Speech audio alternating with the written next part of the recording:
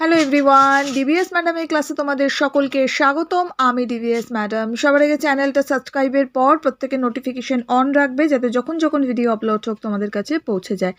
আলোচনার বিষয় আজকে ক্লাস 7 সায়েন্স চ্যাপ্টার 5-এর প্রশ্ন উত্তর। চ্যাপ্টার 5-এর গুরুত্বপূর্ণ কিছু প্রশ্ন উত্তর দিলাম, অবশ্যই করতে হবে। শুরু করা যাক। ভিডিওটা বেশির থেকে বেশি লাইক শেয়ার করো। প্রশ্নগুলো ভীষণ ইম্পর্ট্যান্ট, অবশ্যই করবে। বাংলার যা যা আলোচনা করেছি, এছাড়া হিস্ট্রির যা যা আমি আলোচনা করেছি, চ্যাপ্টার 1, চ্যাপ্টার 2, চ্যাপ্টার 3 সব প্লেলিস্টে আছে, দেখে নিও। জিওগ্রাফিরও আলোচনা হয়ে গেছে, প্লাস প্রশ্ন উত্তর দিয়ে দিয়েছি। আর এই সায়েন্সের চ্যাপ্টার 5 অর্থাৎ মানুষের খাদ্য, এই চ্যাপ্টারটা আমি ডিসকাশন করে দিয়েছি, এর অ্যাক্টিভিটি করিয়ে দিয়েছি, সবটা প্লেলিস্টে পাবে। প্লেলিস্ট আমি চেষ্টা করব এই ভিডিওর শেষে অ্যাটাচ করার জন্য, দেখতে পারবে। শুরু করা যাক। সবার প্রথমের প্রশ্ন, রক্তাল্পতা কি? এটি কি কি কারণে হয়ে থাকে? উত্তর লিখব। রক্তে লোহিত রক্তকণিকার সংখ্যা হ্রাস পেলে বা হিমোগ্লোবিনের পরিমাণ স্বাভাবিকের তুলনায় কমে গেলে মানবদেহে যে রোগ দেখা যায় তাকে রক্তাল্পতা বা অ্যানিমিয়া বলে। হিমোগ্লোবিন কোষে অক্সিজেন সরবরাহ করে। হিমোগ্লোবিনের সংখ্যা কমে গেলে কোষে অক্সিজেন সরবরাহ বিঘ্নিত হয় এবং কোষগুলির শক্তির উৎপাদন প্রক্রিয়ায় বাধা ঘটে। এর ফলে মানুষটি দুর্বল হয়ে পড়ে এবং রক্তাল্পতা ঘটে। হয়ে গেল। এবার রক্তাল্পতার কারণ পয়েন্ট করে আমরা লিখব। এটা রক্তাল্পতার কারণ: অতিরিক্ত রক্তক্ষরণ, জীবাণুর সংক্রমণ, হিমোগ্লোবিন বা লোহিত রক্তকণিকার এটা হচ্ছে ধ্বংস, যেমন ম্যালেরিয়া রোগে আরবিসি ধ্বংস হয়।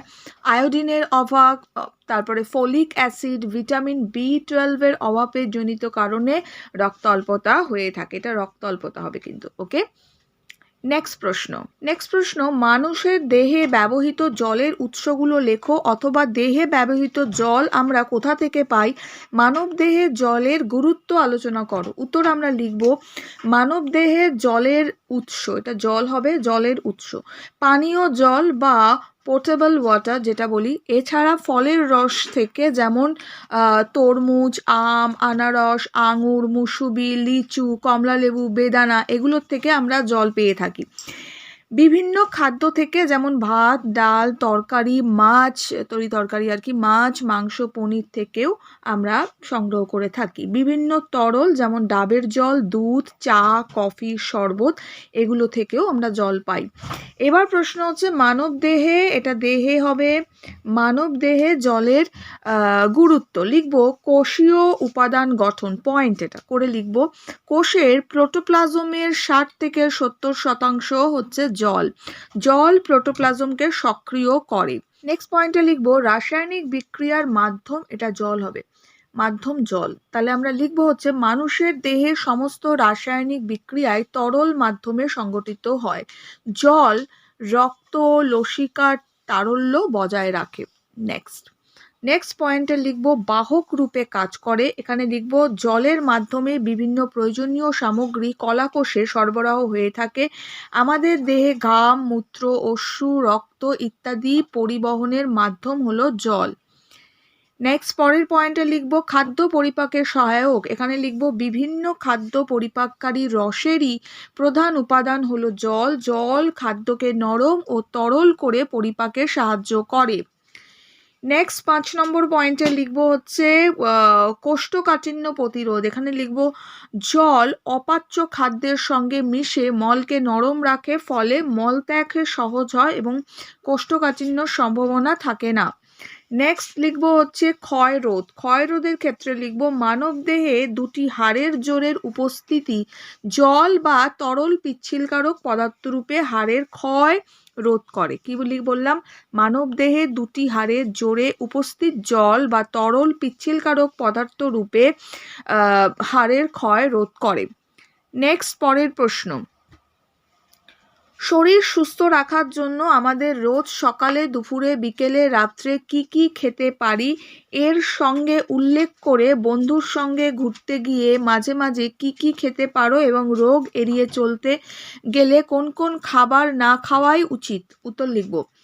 রোজ সকালে খেতে পারি আমরা ডিম, দুধ, কলা, আপেল, পাউরুটি, বিস্কুট। আচ্ছা, দুপুরে আমরা রোজ খেতে পারি ভাত, ডাল, শাকসবজি, সবুজ শাকসবজি, মাছ, মাংস। রোজ বিকেলে আমরা খেতে পারি বিস্কুট, দুধ, পাউরুটি, মুড়ি, ছোলা। রোজ রাতে আমরা খেতে পারি রুটি, সবুজ সবজি, ডাল। আর বন্ধুদের সঙ্গে ঘুরতে গিয়ে মাঝে মাঝে আমরা খেতে পারি, একটু চলে আর কি, চিপস, আইসক্রিম, এগুলো অল্প আধটু খেতে পারি। নেক্সট হচ্ছে কোন কোন খাবার আমাদের এড়িয়ে চলা উচিত, খাওয়া উচিত না। ফার্স্ট চাউমিন, তারপরে হচ্ছে হটডগ, প্যাটিস, বিরিয়ানি, সস্তা বিরিয়ানি, আর বার্গার, এগুলো আমাদের খাওয়া উচিত নয়, ঠিক আছে, এড়িয়ে চলা উচিত।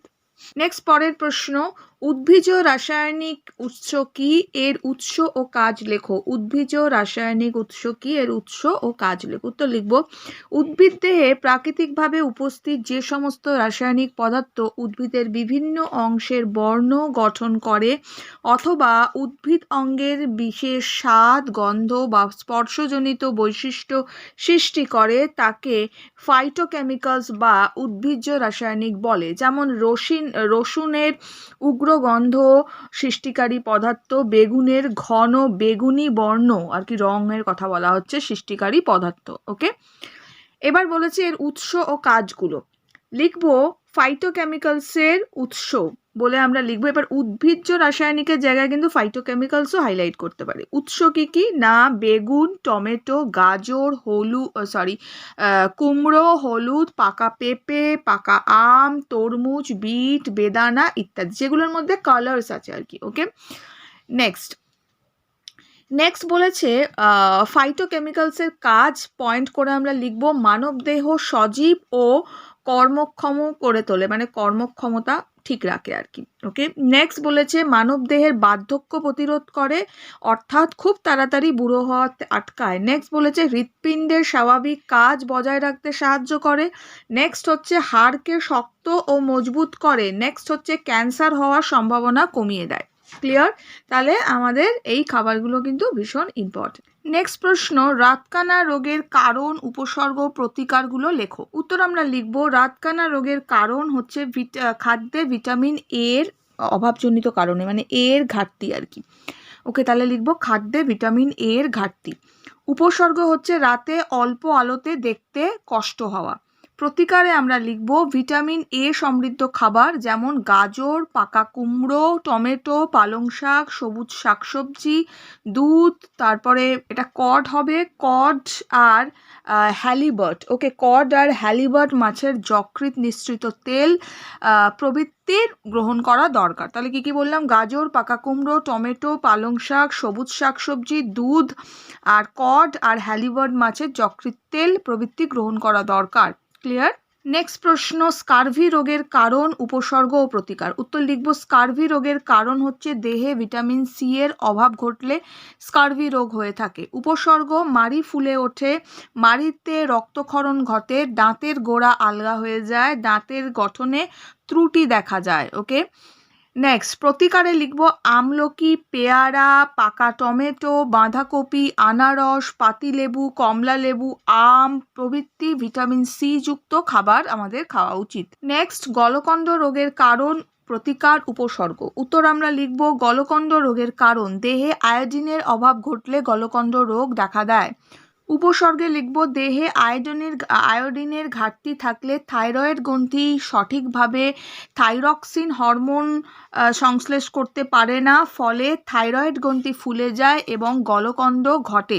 এর ফলে শ্বাস প্রশ্বাসে, খাদ্য গলার্ধকরণে, কথা বলতে সমস্যা দেখা যায়। প্রতিকারে আমরা দেব আয়োডিন সমৃদ্ধ লবণ, দানা শস্য, সবুজ শাকসবজি, কন্দ জাতীয় খাদ্য, সামুদ্রিক মাছ, গেরি, গুগলি, ডিম, মাছ, দুধ, কড ও হ্যালিবার্ট মাছের যকৃৎ নিঃসৃত তেল প্রভৃতি গ্রহণ করা দরকার। নেক্সট প্রশ্ন, বেরিবেরি রোগের কারণ, উপসর্গ, প্রতিকার। উত্তর লিখব, বেরিবেরি রোগের কারণ হচ্ছে দেহে ভিটামিন বি বা থায়ামিনের অভাব।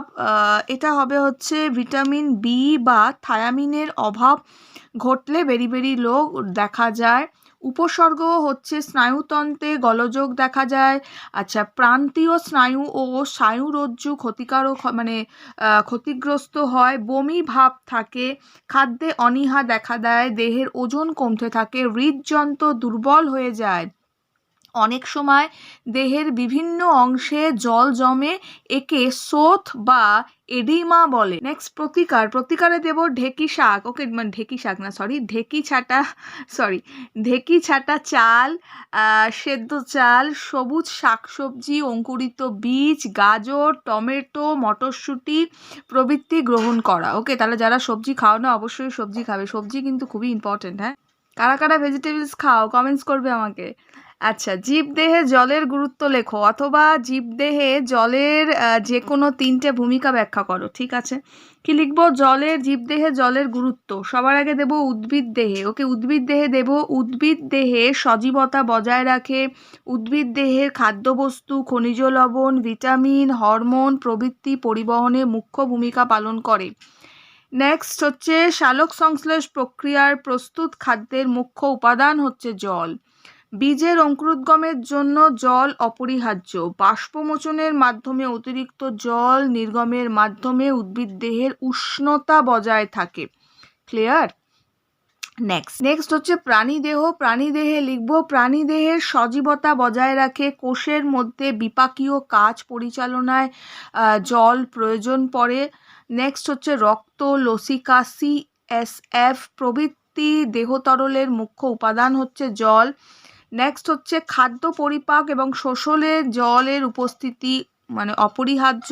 নেক্সট প্রাণীদেহের রেচন ও বর্জ্য পদার্থ অপসারণে জলের দরকার পড়ে। উন্নত শ্রেণীর প্রাণীরা ত্বকের মাধ্যমে ঘাম বর্জন করে বাষ্পীভবনের মাধ্যমে দেহের শীতল রাখে। এই যে প্রশ্নগুলো দিলাম ইম্পর্টেন্ট, এগুলো খুব ভালো করে পড়ো। দেখা হচ্ছে তোমাদের সঙ্গে নেক্সট ভিডিওতে। ভিডিও লাইক শেয়ার করো।